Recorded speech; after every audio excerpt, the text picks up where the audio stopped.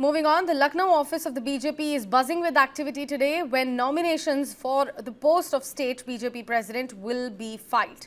Preparations are on in full swing, from decorations at the entrance to arrangements inside the office. A total of 464 voters will be present in Lucknow on election day tomorrow, including 5 MPs, 8 MLCs, 26 MLAs and 425 district presidents and provincial council members.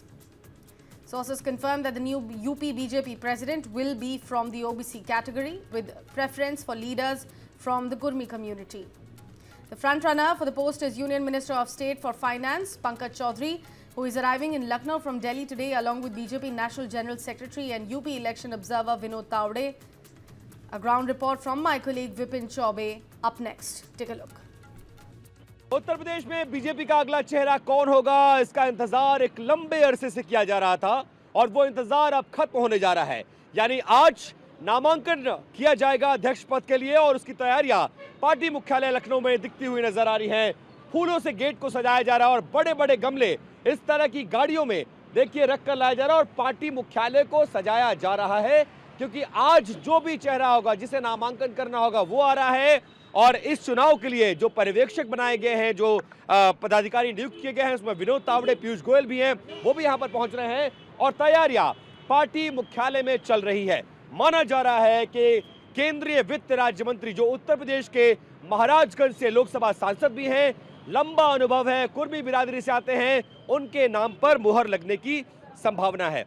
हम इस वक्त उत्तर प्रदेश की राजधानी लखनऊ में BJP मुख्यालय के अंदर दाखिल हो चुके हैं और देखिए आज नामांकन है, चुनाव है, उसको लेकर पूरा माहौल बन चुका है। फूलों से गेट को सजाया जा रहा है, इसके अलावा गुब्बारे लगाए गए हैं तिरंगा कलर के और जो पदाधिकारी विनोद तावड़े, इसके अलावा पीयूष गोयल, सीएम योगी हैं, उनके कटआउट और पोस्टर्स भी आपको यहां पर नजर आएंगे। दोपहर लगभग 1 बजे के बाद तस्वीर ये साफ हो जाएगी कि आखिरकार नामांकन कौन कौन कर रहा है।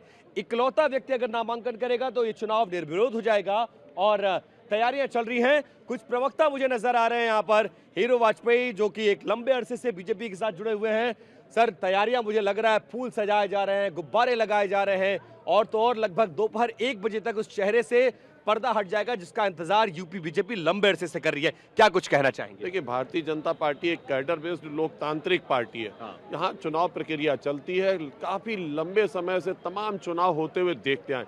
आज लाखों कार्यकर्ता इस उसमें है कि कौन अध्यक्ष हमारा होने वाला है, जिसके नेतृत्व में हम 2027 में उत्तर प्रदेश में विजय पताका फहराएंगे।